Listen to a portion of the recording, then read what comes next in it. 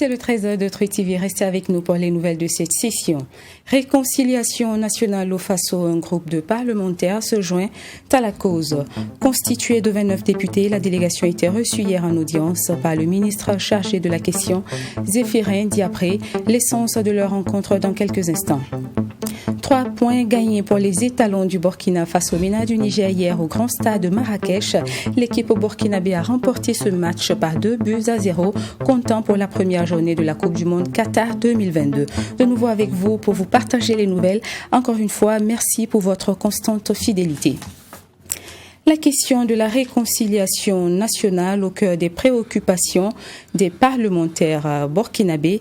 29 députés ont pris l'initiative d'accompagner la politique gouvernementale dans le cadre de cette réconciliation.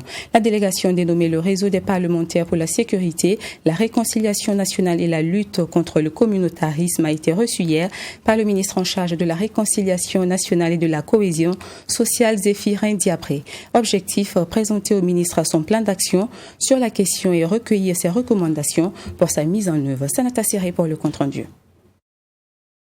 La réconciliation nationale est devenue l'affaire de tous au Burkina Faso. Ce jeudi, c'est le réseau des parlementaires pour la sécurité, la réconciliation nationale et la lutte contre le communautarisme qui a été reçu par le ministre Zéphirin Diapré. Un réseau de députés qui a fait de cette question son cheval de bataille. L'objectif de cette visite, présenter au ministre en charge de la réconciliation nationale son initiative et son plan d'action et recueillir ses recommandations pour une bonne mise en œuvre. C'est un plan d'action que nous voulons mener dans le dernier trimestre de l'année 2021. Et après l'année 2021, nous allons maintenant élaborer un autre programme, un autre plan d'action pour l'année 2022. Donc les 3 mois qui suivent, nous devons mener un certain nombre d'activités et c'est de ces activités que nous sommes venus discuter avec le ministre d'État. Et dans ce plan d'action, nous avons le renforcement des capacités. Nous avons la visite des PDI, les FDS, les forces de sécurité, les élèves qui ont subi les attaques terroristes, donc qui ont quitté les terroirs et qui sont ailleurs, qui n'arrivent pas à fréquenter ou qui arrivent à fréquenter. Et le ministre en charge de la réconciliation nationale a salué l'initiative de ce réseau de parlementaires qui entend accompagner la politique gouvernementale dans le cadre de la réconciliation nationale. Pour lui, ce plan d'action est une marque de concrétisation de son engagement. L'idée vraiment de créer un tel réseau est une idée qu'il convient de saluer, d'encourager et d'appuyer. Et le ministère est très heureux de savoir qu'au sein de la représentation nationale, des élus du peuple ont pris donc la question de la réconciliation au cœur, entre autres, et donc se sont constitués un réseau pour contribuer donc à sa vulgarisation, à la sensibilisation et à appuyer donc toutes les actions du gouvernement dans ce domaine-là, avec vraiment grande satisfaction, même une immense joie que donc je les ai reçus et que j'ai pris donc connaissance donc de ces initiatives-là, qui sont très pertinentes, très encourageantes, très indiquées, très approprié et il va de soi que le ministère est très heureux de savoir que pendant que le ministère aussi fait son travail, en tout cas le réseau des parlementaires sera donc sur le terrain pour poursuivre donc le même objectif à travers une voie parallèle. Le réseau des parlementaires pour la sécurité, la réconciliation nationale et la lutte contre le communautarisme est un réseau de 29 députés. Il a été créé en juin 2021, quelques mois après la mise en place de la 8e législature, selon son coordonnateur. Fermeture du grand lycée de Ouagadougou, le lycée Philippe Zenda Kaboré. Les raisons avancées par les autorités ne tiennent pas la route selon le personnel du lycée en question qui estime que cette décision est purement politique et traduit un agenda caché du gouvernement. Le personnel du lycée a donc tenu hier une conférence de presse pour dire non à la fermeture du plus grand établissement du Burkina. Il affirme que le lycée Philippe Zenda Kaboré est en état de recevoir les élèves pour cette rentrée scolaire 2021-2022 et invite par conséquent le gouvernement à reconsidérer sa décision de fermeture de ce lycée. Abdoulrahim Yénié. Le personnel du lycée Philippe Zenda Kaboré s'inscrit en faux par rapport aux arguments avancés par le ministre en charge de l'éducation pour justifier le choix de maintenir la fermeture de l'établissement. Destruction de tables-bancs, dégradation du serveur et des données, tous ces arguments sont remis en cause par le personnel. Il accuse le proviseur du lycée d'être à la base de fausses informations qui ont conduit à la prise de cette décision. Aucun élément on n'a aucune justification pour prendre cette décision. La fermeture du lycée Philippe Zenda Kaboré, ça ne se justifie pas. Si ce n'est pas au niveau politique, c'est une décision politique. Les serveurs n'ont pas été emportés par les élèves. Les tableaux sont là, les bureaux des enseignants sont là. Le lycée est fonctionnel. Si on ne veut pas ouvrir le lycée Philippe Zenda pour l'année scolaire 2021-2022, c'est qu'il y a un agenda caché. Et cet agenda caché, c'est de faire cesser les contestations vis-à-vis d'une politique anti-éducative qui est en passe d'être instaurée selon le porte-parole du personnel. Les travailleurs du lycée Zenda affirment clairement que les attaques passées et le présent démembrement de l'établissement participent d'un plan pour que les mesures déjà perceptibles dans le document de base des assises nationales telles que la fin de la gratuité, la suppression des bourses scolaires, la suppression du second tour aux examens puissent passer sans hésitation ni murmure. La réaffectation des élèves du lycée Zenda dans les autres établissements va donner un fil à retordre aux acteurs concernés, ajoutent les conférenciers qui donc invitent le gouvernement à reconsidérer sa décision. Actuellement, c'est une catastrophe. À 2-3 jours déjà, les établissements sont pleins. Hier, il y a un parent d'élève qui nous a appelé, un parent d'élève de Dapoya. L'élève est allé au Nelson, on dit qu'il n'y a pas de place. Passe-Panga, il n'y a pas de place. On lui dit d'aller au CG de Sakoula. CG de Sakoula. Environ 11 km. Ça fait combien de kilomètres? Jusque-là, la responsabilité d'aucun élève du Zenda n'a été prouvée dans les événements qui ont conduit à la fermeture de l'école. Pour le personnel, les dommages ont été causés par des personnes externes et les élèves du lycée ne sont que des victimes collatérales. Pour Karim Toussakoué et ses camarades, la réaffectation du personnel est également un problème à suivre de près. Autre audience dans ce journal, cette fois à la Chambre de commerce du Burkina. Hier, le président de la dite Chambre, Mahamadi Sawadgo, a reçu le nouvel ambassadeur du Royaume d'Arabie Saoudite, Fahad Al-Dossari. Cette visite était l'occasion pour ces deux représentants de parler coopération entre le Burkina Faso et l'Arabie Saoudite, notamment en ce qui concerne le domaine du commerce et les opportunités d'investissement entre leurs pays. Compte rendu Yassine Sawadgo. Renforcer les relations entre les deux pays, c'est le but de la rencontre entre l'ambassadeur du Royaume d'Arabie Saoudite et le président de la Chambre de commerce du Burkina. Au cours des échanges, il était également question des opportunités d'investissement du Burkina Faso en terre saoudienne. On a discuté pour les relations entre l'Arabie Saoudite et Burkina Faso dans le domaine du commerce. Et j'ai présenté toutes les opportunités d'investir en Arabie Saoudite et on a discuté pour renforcer les relations économiques et de commerce entre l'Arabie Saoudite et Burkina Faso. Le président de la Chambre de commerce et d'industrie du Burkina a surtout évoqué le cas du pétrole que le Burkina Faso importe de l'Arabie Saoudite qui actuellement est en baisse. Selon Mahamadi Savadogo, un grand travail doit être fait pour redresser la pente. Nous nous sommes rencontrés ce matin pour voir. Et c'est l'un des plus gros producteurs de produits pétroliers. Et aujourd'hui, quand vous regardez les essences, le plus en 2019, ça tourne autour de 20-30 millions de dollars d'importation de produits pétroliers. Donc c'est assez faible par rapport à la consommation de Burkina. Également, les essences ne dépassent pas 4-5 millions de dollars que nous avons exportés, donc les amandes de karité, sésame, enfin des produits locaux vers l'Arabie Saoudite. Donc c'est pour cela que nous devons travailler pour développer davantage parce qu'il y a du potentiel. La Chambre de commerce et d'industrie du Burkina Faso et le nouveau ambassadeur du Royaume d'Arabie Saoudite comptent les jours à venir créer un autre cadre de rencontre pour que ce renforcement des liens soit une réalité.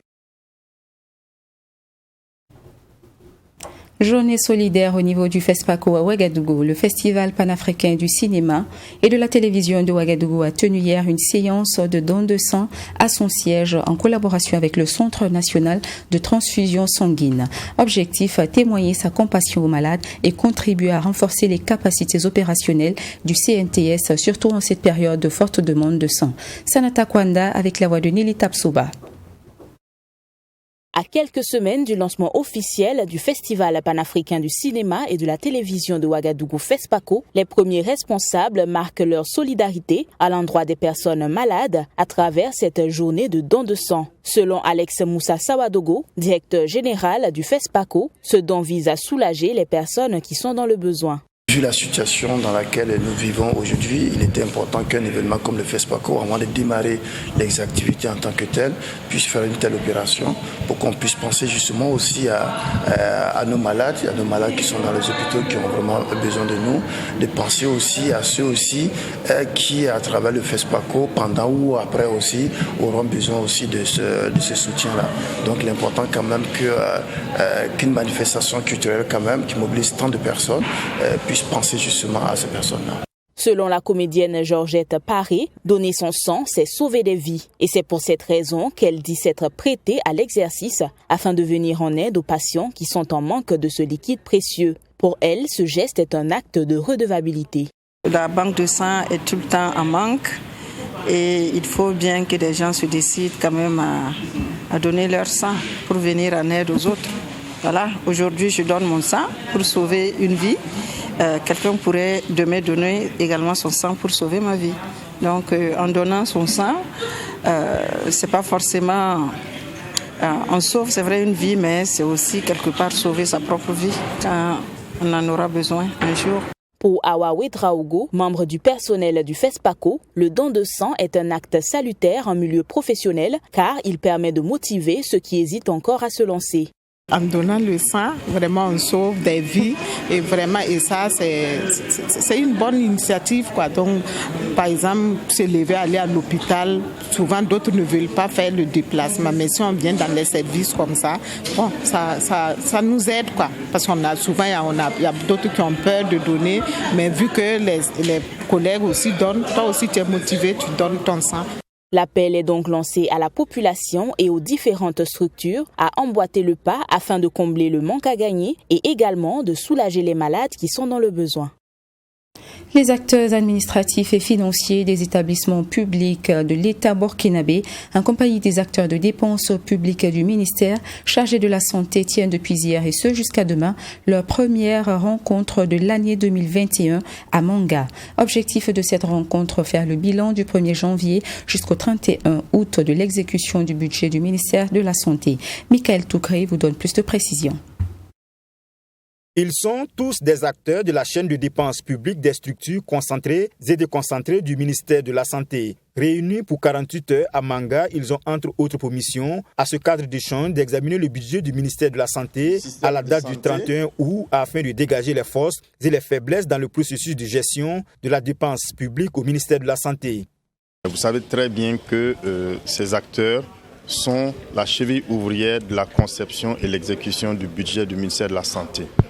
Et si ces acteurs se rencontrent pour échanger sur les leçons tirées de l'exercice précédent, eh bien, ils pourront très efficacement améliorer leur performance à travers une bonne conception pour envisager l'exécution du budget à venir.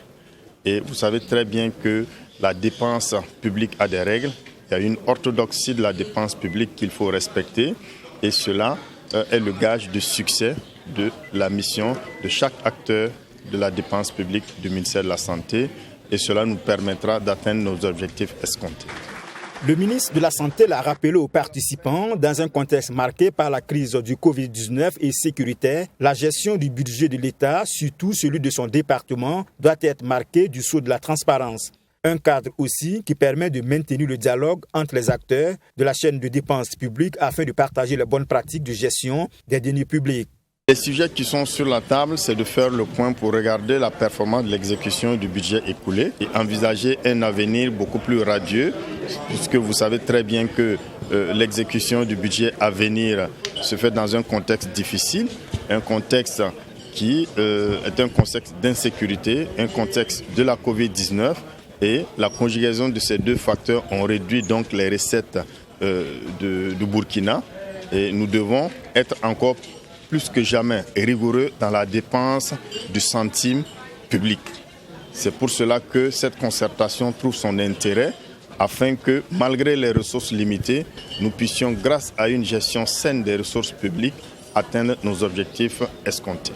Pour cela, plusieurs communications sont inscrites au programme de cette première rencontre 2021 des acteurs de la chaîne de dépenses publiques du ministère de la Santé, dont l'objectif est de renforcer les capacités de ces différents acteurs. Alors, c'est important. Restons avec le ministère de la Santé, mais du côté de Bobo Dioulasso cette fois, pour parler de la première édition de l'Arbre à Palabre de la médecine traditionnelle et alternative tenue ce mardi. Une aubaine pour les tradipraticiens de partager leur savoir-faire dans la lutte contre les maladies infectieuses, notamment le Covid-19. Une première édition placée sous la présidence du ministre de la Santé, le professeur Charlemagne Ouetraogo. Joseph Koudgou, notre correspondant à Bobo Dioulasso, vous fait le point de cette journée. Contribution de la médecine traditionnelle dans la lutte contre les maladies infectieuses dont la Covid-19. C'est sous ce thème que s'est tenue cette rencontre qui s'inscrit dans le cadre de la 9e édition de la Semaine nationale de la médecine traditionnelle et alternative. Une occasion pour les tradipraticiens de partager leur expérience sur le traitement d'un certain nombre de maladies infectieuses. Une rencontre qui a été présidée par le ministre de la Santé. Et un certain nombre sont passés pour partager leur expérience en matière de prise en charge d'un certain nombre d'affections qui posent problème au niveau donc de la santé publique.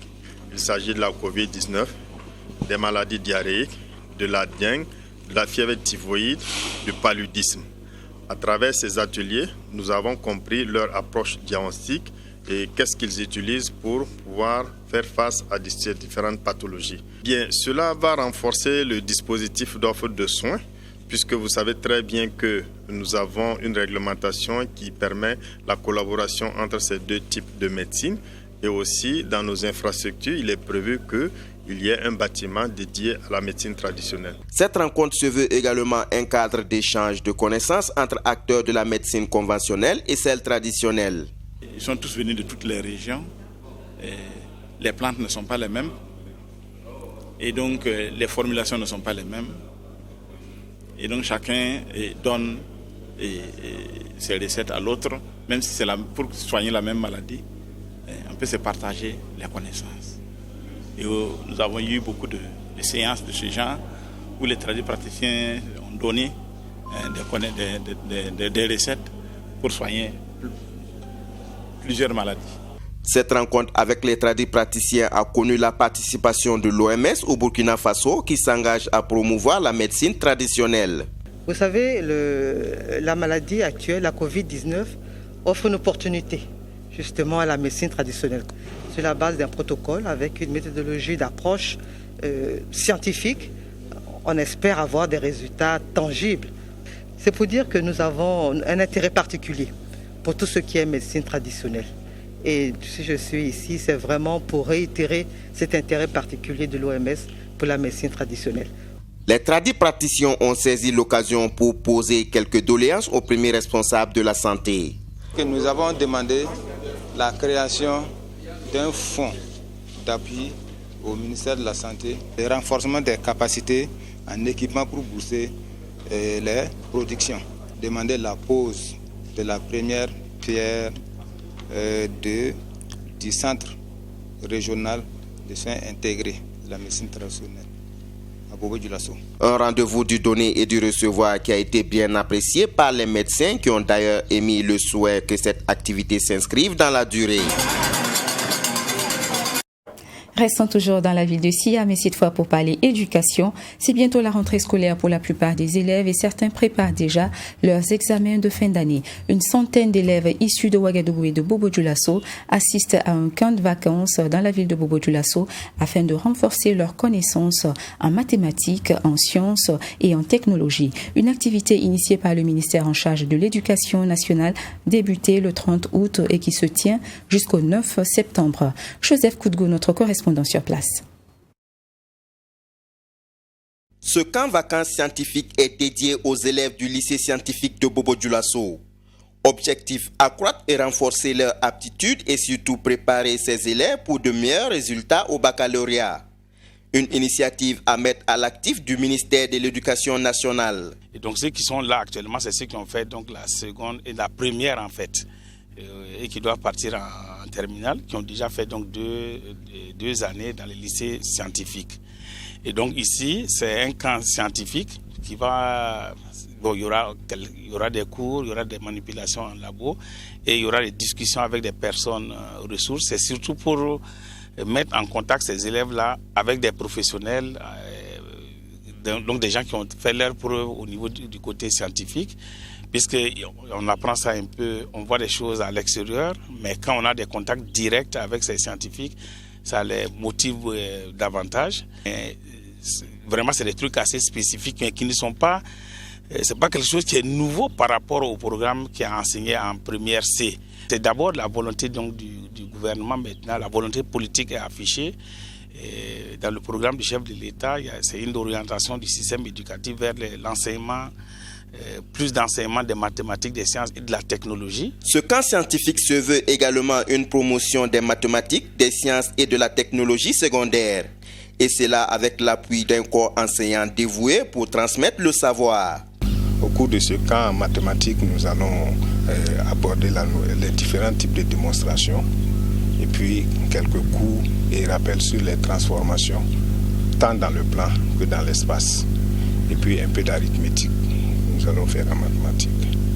Bon, nous attendons d'eux qu'à la fin de la formation, ils puissent être capables d'affronter avec plus de confiance en eux les mathématiques. Parce que c'est ce que souvent il y a la peur des maths et nous voulons en tout cas à travers cette formation les encourager en tout cas à affronter les maths avec plus de volonté, plus de courage. Ils sont au nombre de 100 élèves venus de Ouagadougou et de Bobo-Dioulasso. Ils auront au cours de ce camp vacances à réaliser des expériences en laboratoire et à visiter quelques usines à Bobo-Dioulasso.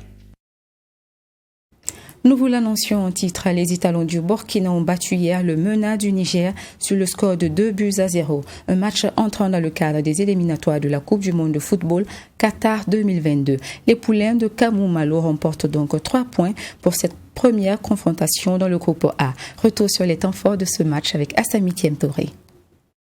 Pour cette première journée, les étalons se montrent très sérieux dès le départ. Dans les 45 premières minutes, le match était très serré avec des occasions de part et d'autre, surtout avec les Nigériens. Les étalons créent véritablement le danger à partir de la 36e minute avec une frappe de Eric Traoré. Dans la minute qui suit, c'est Gustavo Sangaré d'une frappe lointaine qui chauffe les gants du portier du MENA. Oh là là, c'est pas fini. Avec Franck Lassina Traoré également avant la pause crée une occasion franche, mais une fois de plus, le portier était présent. La frappe et puis la sortie. Oh là là là là là là. En seconde période, soit à la 54e minute, encore Gustavo Sangaré trouve le poteau droit de Daouda Kassali, le portier des Nigériens. Frappe de Gustavo qui s'écrase sur le montant. À la 65e minute, sur un coup franc de Brian Dabo, Eric Traoré ouvre la marque, mais refusé par l'arbitre qui signale une faute. Qu'est-ce que l'arbitre a sifflé? C'est à la 74e minute que Franck Lassina Traoré est bousculé dans la surface et obtient un pénalty. Traoré bousculé et c'est un pénalty. Il se fait lui-même justice et ouvre la marque. Franck Lassina, c'est parti, c'est un but. Ouverture du score au grand stade de Marrakech. Le deuxième but, c'est sur une transversale de Gustavo Sangaré qui permet à Mohamed Konaté, entré fraîchement après une minute, d'inscrire son premier but en sélection. Incroyable, Mohamed Konaté pour son premier ballon. À 2-0, les étalons contrôlent la deuxième partie jusqu'au coup de sifflet final de l'arbitre. Victoire donc de 2-0 pour les étalons de Burkina Faso dans cette première journée des éliminatoires de la Coupe du monde Qatar 2022. La prochaine sortie des étalons, c'est face à l'Algérie sur ce même stade de Marrakech le jeudi 7 septembre. À 0, d'abord à la 75e sur un penalty. Avant de terminer cette édition, faisons un tour d'horizon sur une autre discipline sportive qu'est le Kung Fu Wushu. La 14e édition du championnat national de ces disciplines a connu son épilogue le week-end dernier à Ouagadougou. Plus de 400 compétiteurs issus de 33 clubs étaient à la recherche du Kung Fu d'or, qui constitue d'ailleurs l'innovation majeure de cette saison, et c'est Cheikh Abbas Bonkungu de l'association des Dragons Blancs de Samba qui a été sacré Kung Fu d'or. Son club lui est classé meilleur de la saison. Assami Touré vous en dit davantage. Toutes les ligues et districts régionaux de Kung Fu Wushu étaient présents à cette 14e édition du championnat national. Après les phases éliminatoires qui ont permis de tamiser et sélectionner les meilleurs pour la grande finale, l'émotion était à son comble. Des tout petits aux plus grands, les combattants ont tout donné pour permettre à leur club de pouvoir mieux se classer.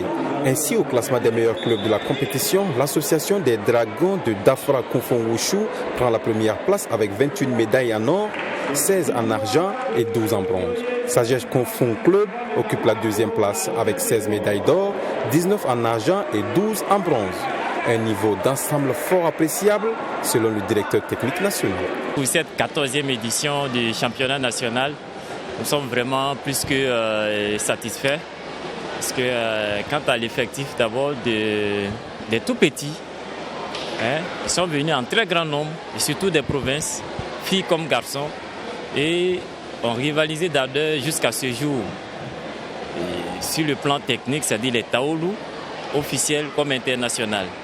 Au niveau des catégories supérieures, comme vous savez, nous avons les 4 catégories en compétition, c'est-à-dire minime, cadet, junior et senior, filles comme garçons.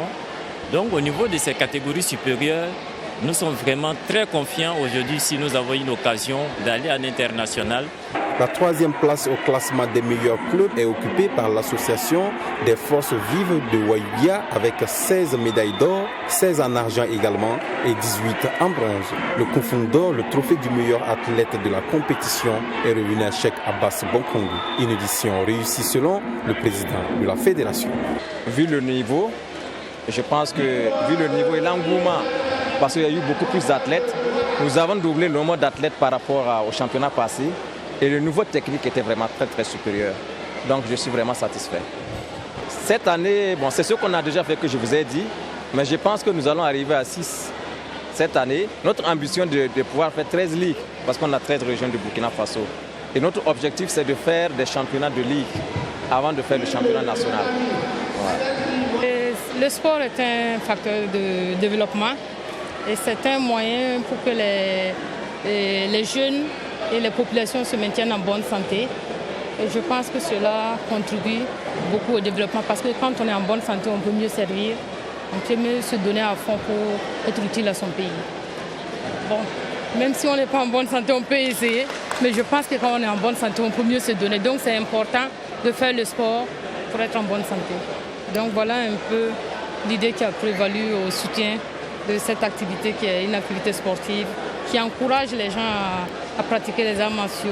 Des séries de démonstrations de plusieurs types de pratiques de Kung Fu Wushu, techniques de combat, de self-défense et de prise de risque ont été présentées au public à l'occasion. Les meilleurs de la saison ont été également récompensés pour marquer la fin du championnat. C'était donc l'essentiel de ce 13h. Restez avec nous pour la suite de nos programmes.